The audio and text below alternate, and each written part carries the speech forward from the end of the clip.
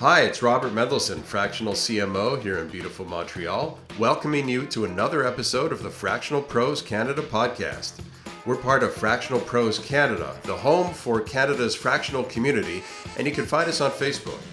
We bring you conversations about everything fractional that matters for fractional executives and businesses from coast to coast. Think of this as your go-to spot for real talk, practical wisdom, and strategies you can actually use, all without the corporate fluff and with plenty of Canadian content. Whether you're a fractional pro or a business in our great country of Canada and beyond, this conversation is for you. Grab your espresso and let's dive in. Welcome to the Fractional Pros Canada podcast. I'm your host and fractional CMO, Robert Mendelson, here in beautiful Montreal. And joining me today is David Solomon, also from beautiful Montreal, just over there on the West Island. I'm on the east side. You're on the west side. Toss a rock there, Robert. I'll catch it. Don't worry. There you go. David is a fractional CRO and a McGill University MBA program lecturer. Perhaps we'll call you professor at one point. Focused on driving strategic revenue growth and guiding businesses through the complexities of new market entry. Lots to talk about there. Today's Fractional Pros Canada podcast is powered by Fractional Pros Canada, the only Canadian on-the-line community for Canada's fractional executives. Please join us if you haven't already in our Facebook group. Just search for Fractional Pros Canada on Facebook. And yes, there is no cost to join our community of now over 400 members. David, great to have you on the Pros Pod. Thanks, Robert. Really appreciate it. All right, so whenever I have somebody on who's a CRO, which is not often, and whenever I run into somebody who's a CRO, I always want to take a couple minutes just to define what a CRO is, because I think that it's not clear in a lot of people's minds. People know what a CMO is, marketing. People know it as CSO, sales. And it seems that CRO, some people think it kind of sits between the two worlds. So well, let's start with this way. What are the questions that you would ask if you meet, a CEO or a business owner at, let's say, a networking event? What kind of questions would you typically ask them to kind of get a sense very quickly if they're a company that maybe needs a CRO? Well, first of all, Robert, thank you so much for having me. And that's actually a very funny question that you asked, because when I do a lot of networking, people are like listening in. I'm like, okay, so what's the first question I tend to ask the business owner? And I say to them, listen, one of the questions I ask is, so when your journey as an entrepreneur, business owner, CEO is over, what does that look like? Paint for me the picture of what your business looks like at the end. Are you 3Xing it, 5Xing it? Are you in 10 countries? Do you want 1,000 customers? What do you want? And then I ask, where are you at today? And then I said, okay, so now what's the journey in front of you? Like, what do you want to do to get there? And that's where the conversation really starts to get a little I won't say heated, but more interesting and exciting, because now business owners don't usually think of the end game. They think of where they are today and say, I'm going to grow from United States to Canada, or from Canada to England, or whatever. Super. But what's the plan? What's the path? And if they have the path and they say, yes, I want to be this, then I'm like, okay, now let's talk about the strategy of getting there. And that's in a networking environment. It's hard to get in too deep, but that's where the conversation really begins. That's super interesting that you asked that question. What do you see at the end? Is it an exit? Because there's a lot of business owners, I think, who think maybe to a window of 2 or 3 or maybe 5 years out.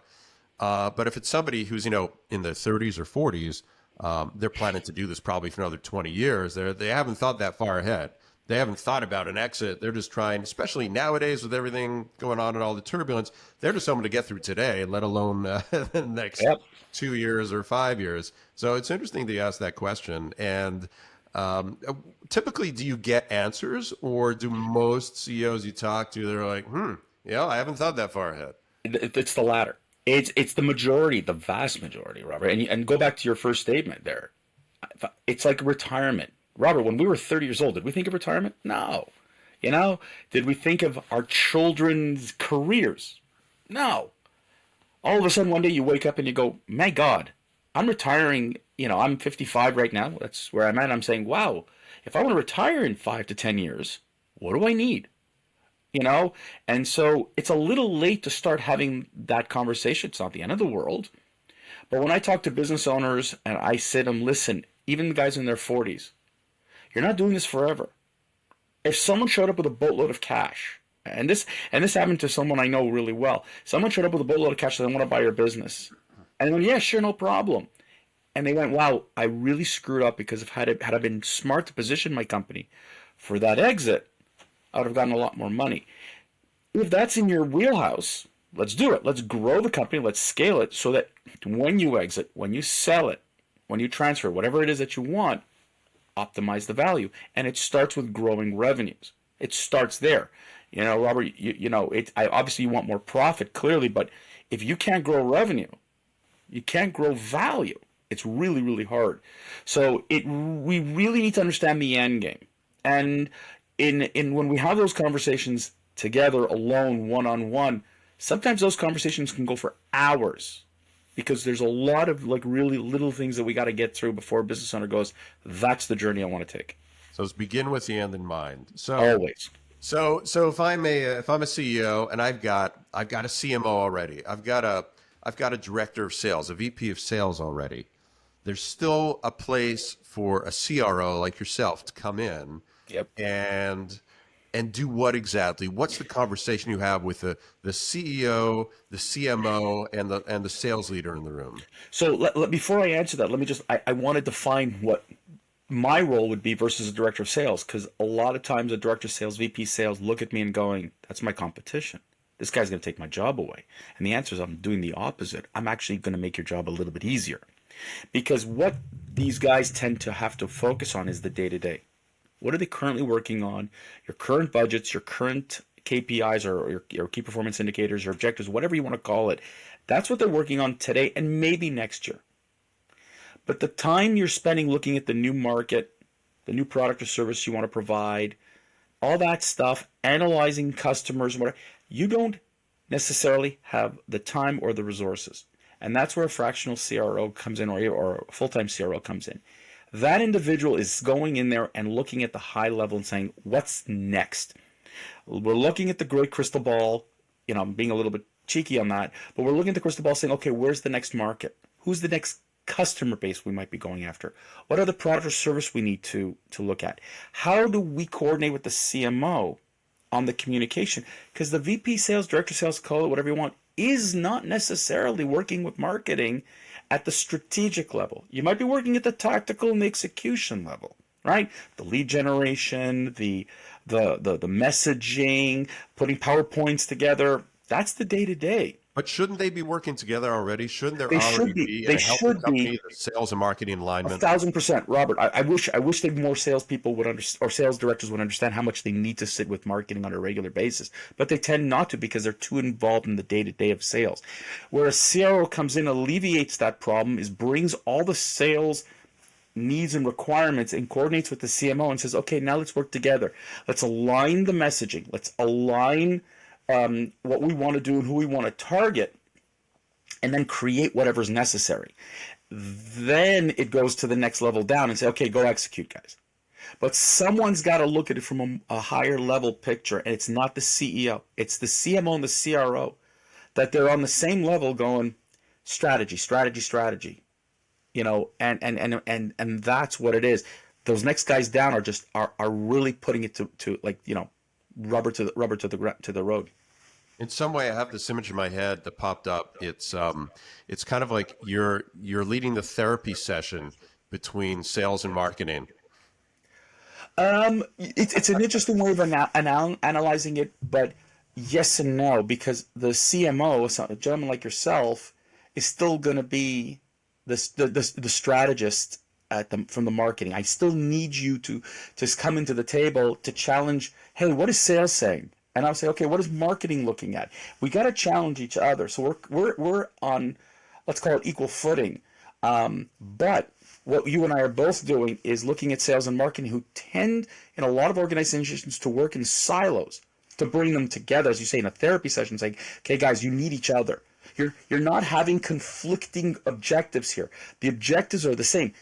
It's we need to grow sales, and if we don't do it together in an aligned fashion, we're not growing it at the pace we want to.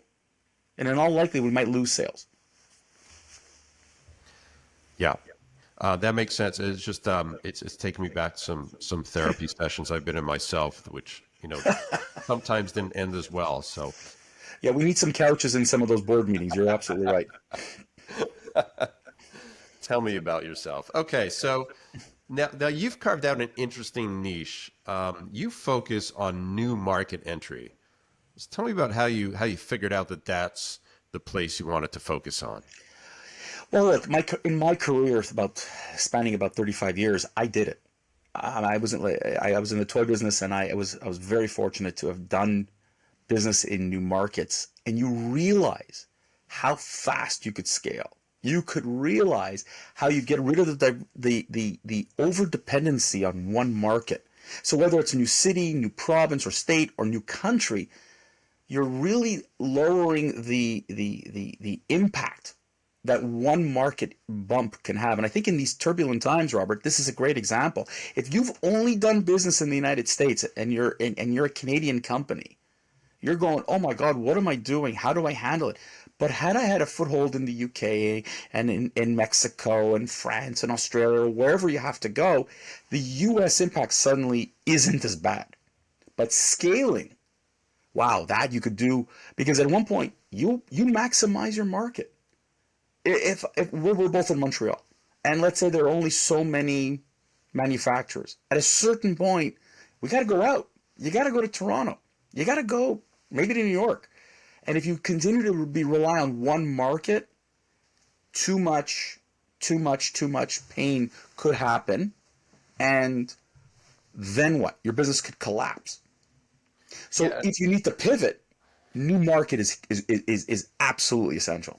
And interestingly, because of everything happening with tariffs, there are companies in Canada who all of a sudden are saying to themselves, I'm kind of doing a little bit of business. Maybe I'm doing 10% of my business in Canada, but it's almost like it's a new market entry or Yeah, re-entry into Canada because very all of much. a sudden they're like, well, I can't be competitive in the U.S. anymore, but there's a heck of a lot of market share that I have yet to gain and try to go after in Canada. So let's do almost like a reboot, a new market reboot, or an existing Very much. market reboot, and let's go after the Canadian market a little bit more aggressively and focus on it more.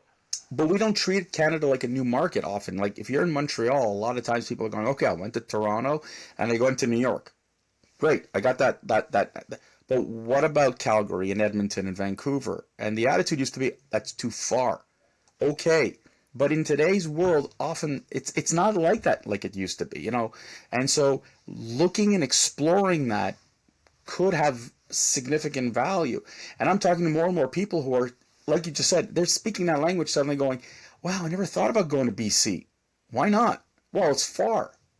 What what's far nowadays? You know, We've got trucks, we've got trains, we got trucks, we got trains, and we got planes. Let's get real. we've got planes too. Yes, who don't have to cross the border in that We case. don't have to cross the border. Exactly. All right, you have created at McGill University the Strategic Revenue Growth course Yep. because you saw a gap. What's the gap that you saw? Robert, I'm floored. I have a son who graduated a year ago with an MBA in the States. I've talked to other MBAs. Sales isn't spoken about in classrooms. I don't understand how the future business leaders are sitting there. You talk finance, operations, leadership, marketing, no sales. And the answer I heard was, well, marketing should talk about sales. Marketing doesn't talk about sales. And marketing is, and when I hear sales as a subset of marketing, can we get away from that, please? Because sales is got to be its own, entity, and people have to understand it from A to Z. And when I hear, oh no, it's okay, we'll just talk about it for an hour in a classroom, no.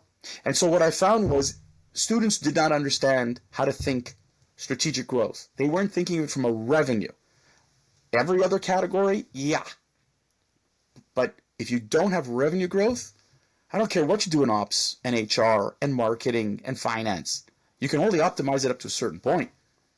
Revenue growth is got to be the thing that turns that changes the company to start. And so when I was asked to teach it about 8 years ago, they didn't realize to what extent this was missing. Unfortunately, many university programs, and I could say this right now, they're not real world. They haven't updated themselves. This was a great opportunity, and kudos to McGill for realizing this, but there wasn't, at the MBA level, there were no courses across Canada on sales. I'm proud to say I was the first one who built it. It's fascinating. You're a pioneer in the field, David. Good for you. It's not a word I get to ever hear about myself. It's interesting because I have always been of the school of thought that the relationship between marketing and sales is that sales is the execution of the marketing strategy. That's how I've always viewed it. And what do you think? Is that a definition that makes sense to you, or you see it differently? It's not wrong, and I'm saying it just I think it's more of, if we always call it marketing, and we think of marketing as a form of communication, and it is. What I'm saying is, what's the go-to market? If you take marketing and sales as one entity and you call it, we're going to build a go-to-market strategy where one communicates and one executes, that to me is the way I would describe it. I'm not sure that marketing starts it off or sales starts it off, but together they started off. I think that's where you can't separate. I don't believe you can separate the two. Oh, I agree. And in the part of the development of the marketing strategy, I believe the sales stakeholders need to be involved in those discussions because they're the ones on the front lines. They're the ones who are in touch with buyers and customers, and to not include them in that process would be a huge mistake. One of the things that we do is we do a lot of research to understand the market and what have you. And you can go to the market and say, okay, this widget or whatever, this is why people buy it. And we communicate that through marketing. But then when you sit with the buyers and sales sits with the buyers, I've heard this before. I've said, yeah, we thought they buy for reason A, but the reality is for reason B. Well, if sales doesn't get that information, marketing, what are you communicating? So that's why I'm saying this is got to be a joint venture between the two. And I don't want to merge the two departments because sales and marketing need to be working in parallel. But they have to be so aligned. Both of them have to understand the market so clearly. Otherwise, like I said, you're just going to hurt your sales and your sales process, and you're not going to grow the way you hope to. Yeah, as I love using food analogies, being the Epicurean that I am, to elevate that plain old hot dog, you want the hot dog relish, which is not just relish, it's mustard and relish combined. Yeah. That's what you need. It's the 1 + 1 = 3 to take that hot dog to the next level. You got me hungry there, Robert. But I think that a lot, and the foodie that I pretend to be, I'm also it's so important that people understand that if I'm going to sell a hot dog, right? There's how many hot dogs out there? Lots of hot dogs. But if I have a hot dog with this type of flavoring or this type of casing or this type of opportunity, and I could stand out and be unique about it, and I address the market, a market need or create a market need, we're a success. But listen to what I just said of how much the sales and marketing need to work together for that success. And that is what you and I do. Like you and I would sit at a table and we might debate a lot of things, but once we're aligned, it's like you hear the shotgun, go, the race is on, make it happen. Yeah.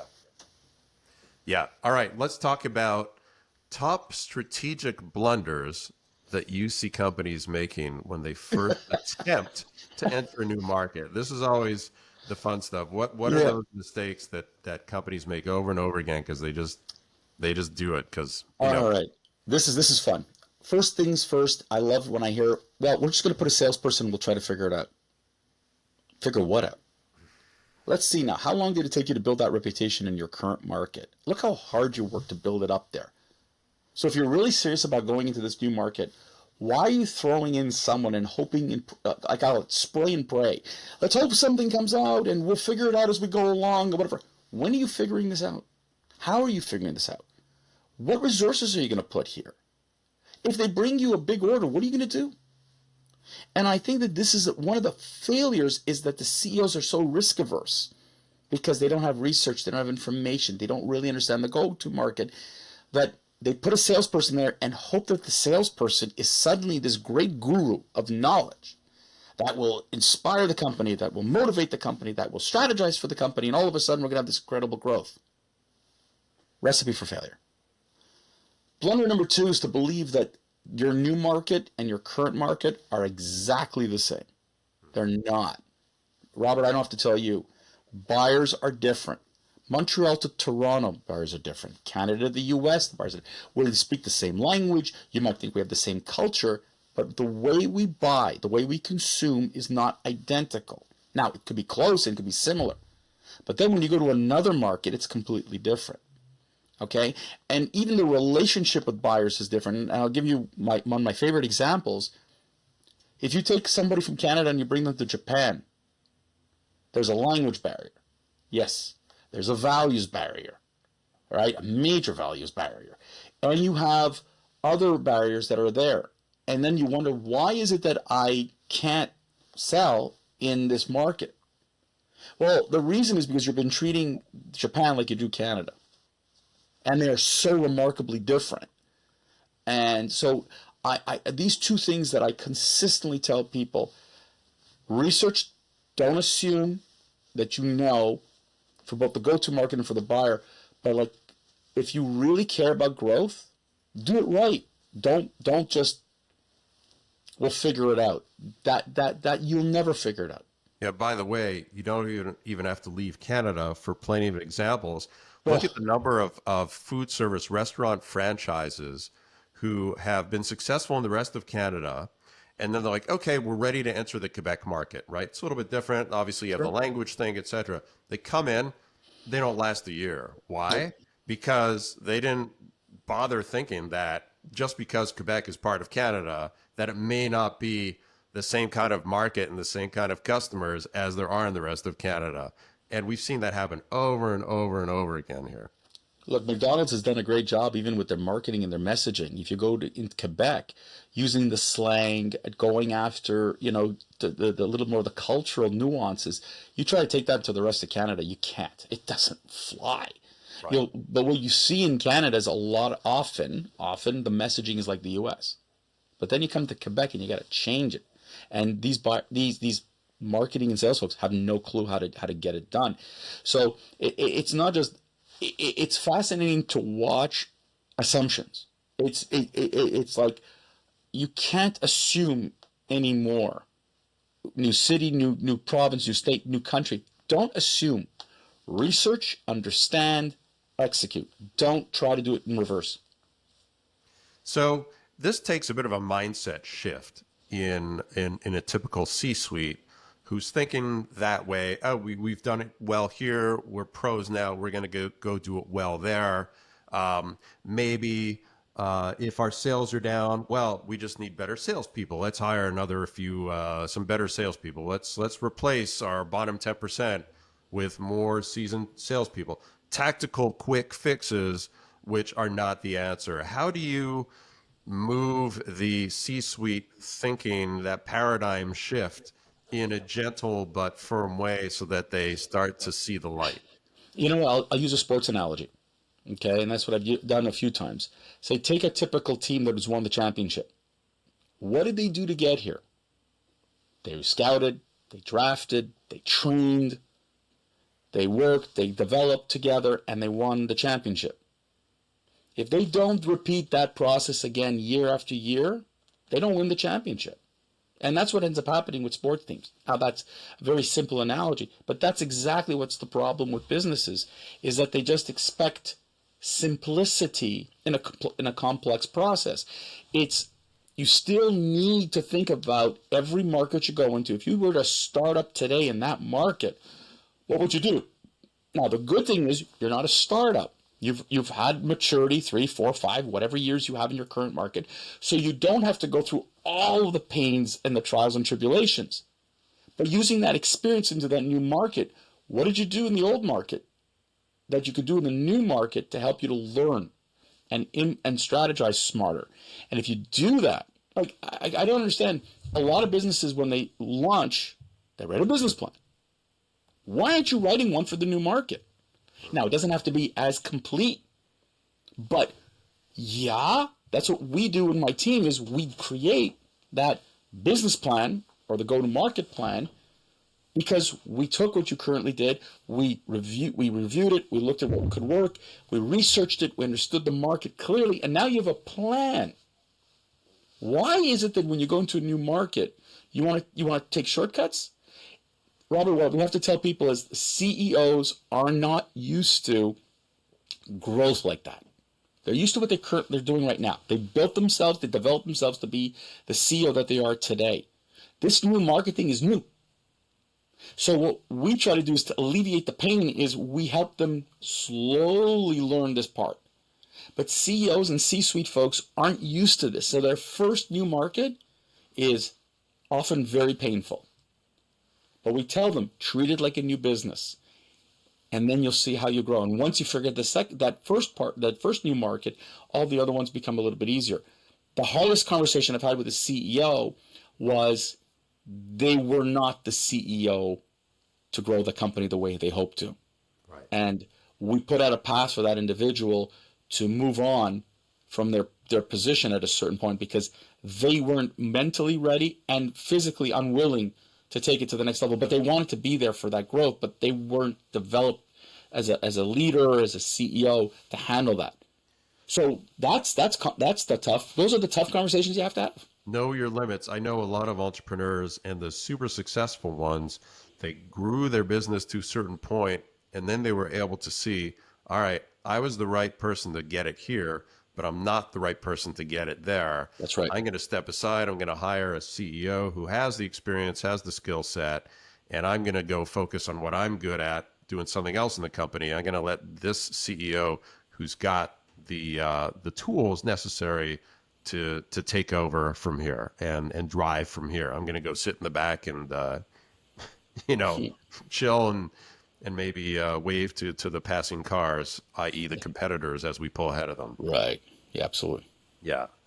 Are there any tools or frameworks that you are in your go-to toolkit when you're doing the analysis phase in particular of what needs to be done? You're setting out the strategy, anything that you just keep going back to that works really well for you? Well, I'll keep this simple for everybody. One of the first things that I tell everybody is before you go do anything, let's do the classic, let's call it the SWOT analysis. The strengths, your weaknesses, your opportunities, your threats for a new market. Not your business, for a new market. And that's a revelation for a lot of people. So framework one, do that. The second one is, and it's a little classic, is like that Porter's Five Forces, and I'm sorry, I don't want to, this is not a classroom, but essentially it's the question of, can I go into a new market and be a powerful competitor to who's already there? Or am I going into a market where 100 competitors are just going to suddenly show up and I'm going to have a problem? And it really helps you to kind of position yourself vis-a-vis everybody else. And those are two frameworks. Now, the first one most people know. The second one is a very classic MBA level type of thing, and everybody goes, "Oh, that's a consultant firm." It's actually not. When you sit and you review it, you realize, market A is not good because too many competitors can come in. But if we go to market B with the way we are, we're in a position of strength. So those are the two that I start with. After that, it depends on the organization. But the easy thing today, I would tell this to everybody, and I share all this. Do your own SWOT. If you're in Montreal and you want to go to Toronto, what are your strengths and weaknesses going to Toronto internally? What are the opportunities and threats that if you go to Toronto or to another market? You don't need me. Do that with your team. Be honest, be open. Amazing things come out of it. Absolutely. You do something that's kind of unique. You're sitting here in Canada, but you're working with a lot of Mexican companies who want to enter new markets, i.e. U.S., Canada, probably more Canada than U.S. these days. Tell us about that. What's that like? I mean, working with Mexican companies, I'm sure the culture is different there. There's got to be a lot of differences. Tell us a little bit about how you manage that, and why did you decide, or how did you discover that that was a great niche for you? I do a lot of networking, and it just happens to be a number of years ago, I connected with a whole bunch of folks in Mexico, and as part of our international networking group, we stayed in touch, we connected with this and that. And one person referred me to his client and said, listen, they want to grow into US and Canada. They don't know how. Can you help them?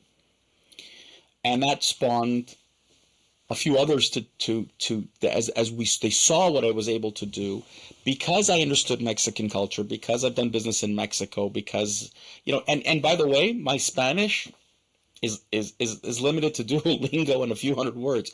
So I was very fortunate to work with very bilingual individuals who wanted to go internationally, and they understood if you want to go to the US, you need English. So first thing is, people say, but I don't know Spanish. We do nothing in Spanish. Can't. I tell them, if you want to go to the United States and Canada, we need to think English and American. So that was interesting. It was very exciting for me. It was a lot of fun. They're very different than Americans in terms of relationships. It's not cold. You need to sit. You need to eat with them, drink with them, talk with them, get to know them, families, whatever. Very personable. If you're not into that, don't do business in Mexico.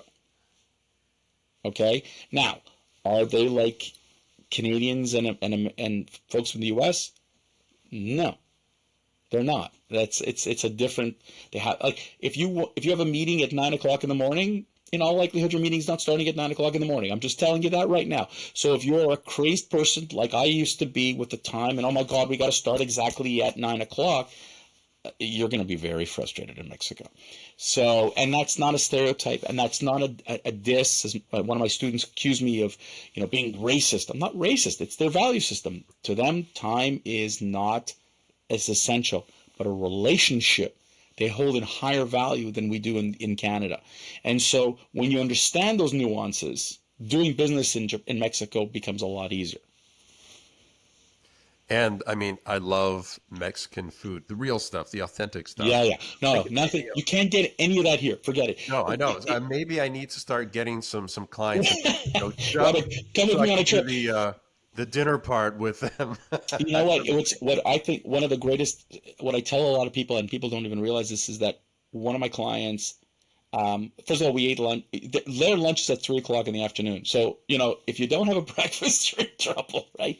So 3 o'clock in the afternoon, we're getting into his car, and I'm thinking, where are we going for lunch? Suddenly, we pull up in his driveway, and we're eating lunch in his home, and that's the mindset, and the food and the flavors and everything was just. I called my wife and I said, "Wow, baby, I want to move here." If you don't realize the level of personal that you get once you cross that line, and if you want to hold all that too close, and you don't want to open up and whatever, it's not it. But the food, Robert, to die for. It's to die for. Oh, I'm heading to the airport after this. Let's go together. I'll see you. I'll take you to a few places. No problem. At the Trudeau Airport in an hour. Got it. KPIs, always a fun question. Yeah. What are the key KPIs that you typically feel the company needs to be looking at on a regular basis to measure the long-term strategic success of a new market entry? You see, that's a question that I avoid for two reasons. One is it depends on the company. Right? It depends on the company. And two, sometimes, and I get we need to focus on the KPIs, but sometimes the KPI, it depends on the length of the sales cycle. If I'm selling something quick, it's okay, yeah, okay. But if I'm selling jumbo jets, my KPIs are not sales. They might be number of customers I have to see. It might be number of presentations I have to make. It really depends. And so what I tell my clients is, let's establish these KPIs in year one that are loose, soft, because the market, the tendencies that we might have to pivot and whatever. But by year 2, 3, we can get a little bit firmer. And by then they want to get into sales, number of new clients, retention levels. By the way, just as a side note, what I tell clients is 10 KPIs is bad. Just please don't have that. It's a lot. 2, maybe 3. That's it. And I'm actually pivoting a lot of them into more of objectives by key results as opposed to KPIs. It's more of a long-term strategic version versus a short-term, day-to-day type of thing. To think longer term, but a lot of these businesses aren't there yet, but eventually we'll get them away from worrying about, 10 meetings per week and looking at more the end results and trying to achieve more. KPIs is always an interesting discussion because first, there's a lot of companies who don't understand what KPIs are. So your point of they'll tell you, well, we measure these 10 KPIs. Right away, there's a problem because there aren't 10 KPIs. Probably there's 2 or 3 actual KPIs, and the rest of those are what I call supporting metrics, which help explain the KPIs and help 100%. explain the rest of the story. And then there's the issue of, are the KPIs that you're measuring, are they leading KPIs or are they lagging KPIs? So sales, lagging, right? It's stuff that already happened. Leading KPI is more of like, let's measure how many new leads we're getting on a regular basis. Yeah, I'll tell you, a lot of the businesses, and I work with a lot of family-owned businesses, they don't want it complicated. And they don't want it too corporate. Keep it simple, super. So what I ask them is, okay, if you need 100 leads to get 10 prospects to get 1 sale, let's use that stupid ratio. Okay, so now how many prospects do we need if we want to close? If every company is worth X, and that, let's simplify that process, because if you jump in with a complicated KPI for these business owners, it's death, and the sales team will then you're going to get a rebellion in your hands. So for them to adopt KPIs as an asset for them, a way to measure their success rather than their failure. Because a lot of companies tend to use KPIs as a way to beat people up as opposed to encourage them. That's where it's twisted. Use the KPIs that will motivate your team and the KPIs that are essential for your company, clearly. But when people are looking at it, they're like, oh my God, yeah, I need to make another call today so I can make that close, so I can get that deal, so I can hit that. Make it fun, I guess is a word that you can use here. I've been involved with too many companies, Robert, where they use KPIs as an HR thing, and I'm like, don't do that. That's not helping. As an HR, give me an example of that. Well, listen, it's like, oh well, we put these, we put this KPI. You needed to see 100 new customers, and you didn't see 100 new customers. Yeah, but I brought in the sales. I brought in sales for you. So why did you want me to go see 100 new customers? I saw 30. I succeeded. Why are you beating me up over here? Because it's a KPI. Well, no. Right. It's an indicator. Remember, it's an indicator, not etched in stone. So it's a moving, breathing thing, just like a company is. It's evolving. It has to evolve. What companies' KPIs are the same year after year? That can't be possible.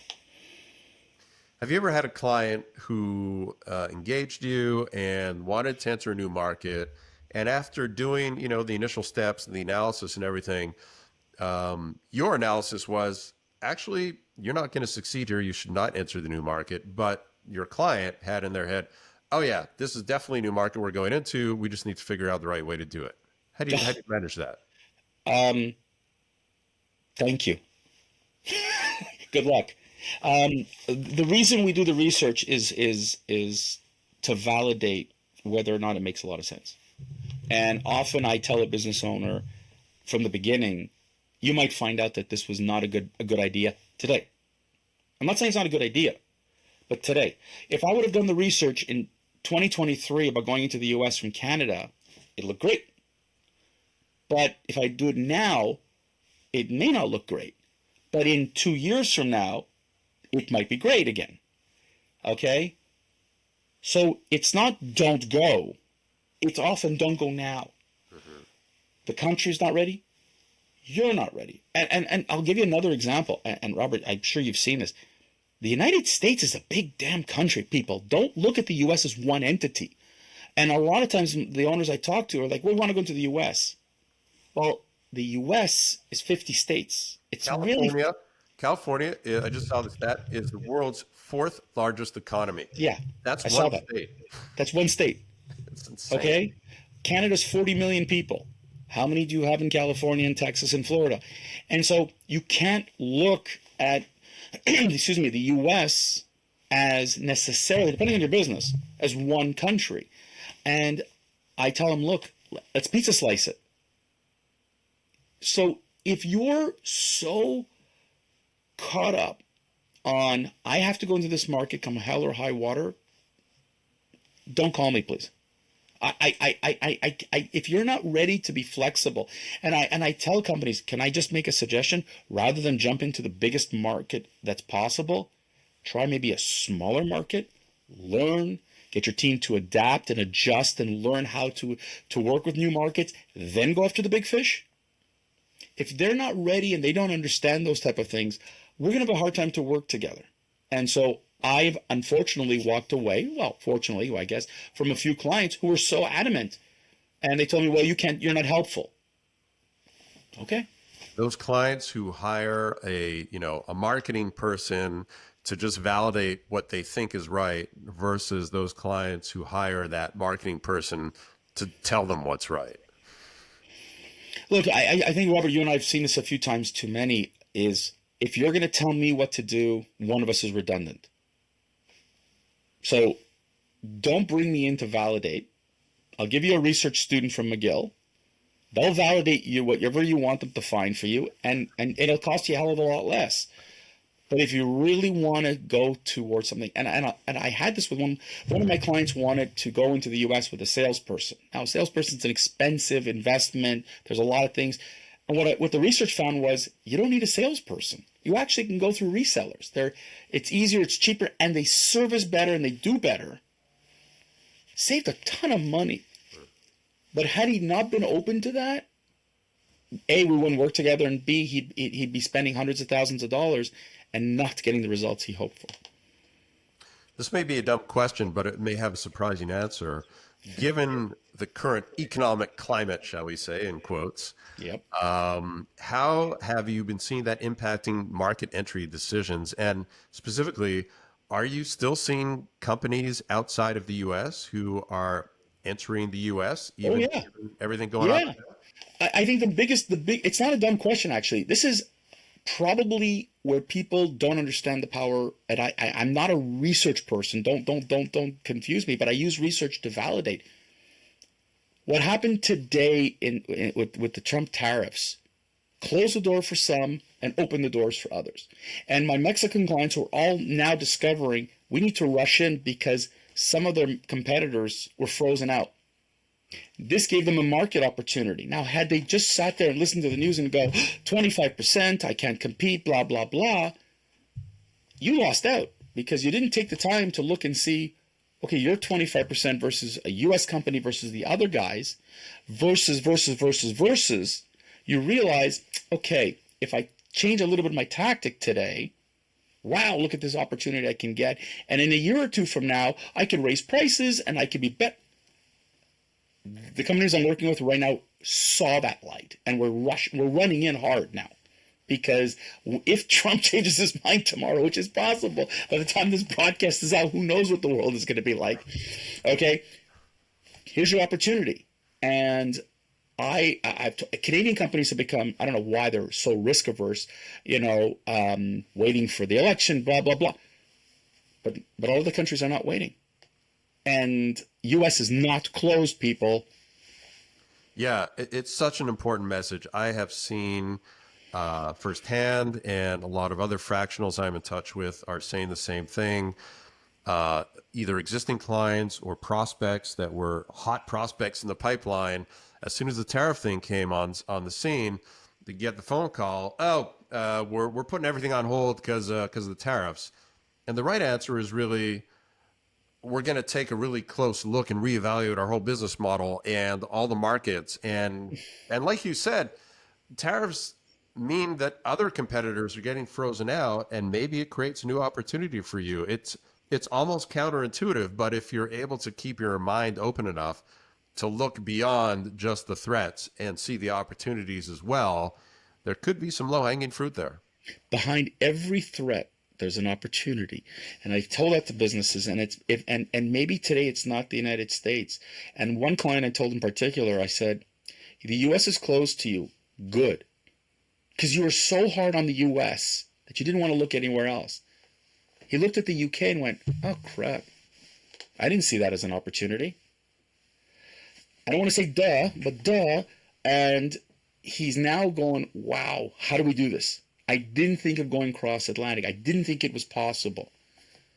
I'm telling everybody, 190 something other countries out there, go find yours. Go find one. Is that your top tip for a business leader who's listening right now, who's thinking about expansion? Yeah. Today with the world the way it is, and again, it's not necessarily an organic. You don't have to put a salesperson. It could be a joint venture. You might go for an acquisition. There are other ways to grow and expand. And I'm not saying all 190 plus countries out there are equal. They're not. We know that. But Europe is open for business. Asia is open for business. Middle East, Africa is open for business. South America. These are areas that are dying for more business contacts from anybody. They're waiting for you. They don't know you exist. Go find them. It's beautiful. Is that, I was going to say, what's your top tip for fractionals who are, looking to advise clients? I'm going to tell you this, Robert. One of the top tips I tell fractionals is go work with other fractionals so that together you go to a client and you say, we're your team now. Let's be your team, whether it's a CMO and a CRO, whether it's a CFO. I don't care what part of that fractional it is. Sales can't grow without marketing and finance and HR and all this stuff. So if you're a fractional, go make relationships with other fractionals and go see clients together and show them how those companies could scale. It's remarkable what's going to happen. Powerful combo. Strength in numbers. Strength in numbers. Awesome. David, where can people find you, connect with you if somebody wants to take one of your courses? Well, take my courses, McGill's not going to be too happy with you. But so if you want to get in touch with me, folks, it's simply put, you can check me out on LinkedIn. I'm out there, David Solomon. Actually, it's David Solomon 13 is my URL, if I remember correctly. Info at CRO Growth, SERO growth.com is a great way to reach out to me. www.crogrowth.com. That's my website. I'm there. I'm out there. So probably easiest to find me through LinkedIn, and then I'll take you to all the other possibilities. But love to hear from you. Please connect with me. Love a chat with anyone. All right, David, thanks so much for this. And maybe one day, crazy thought, since you and I are both in the same city, maybe we'll actually meet up in person one day. That'd be a great idea. Let's try that. That's so crazy. Absolutely. All right, David, thanks so much. This was great. And I think anybody who's listening got some really good takeaway value here. So thanks again. Thanks, Robert. Appreciate it. That's a wrap on another episode of the Fractional Pros Canada podcast. If you're a fractional professional based in Canada, we'd love to have you join us in the Fractional Pros Canada Facebook group, the home for Canada's fractional community. It's where Canadian fractional executives connect, share insights, and help each other succeed. Until next time, I'm Robert Mendelson, Fractional CMO. May your impact be full-time, even if your hours are fractional.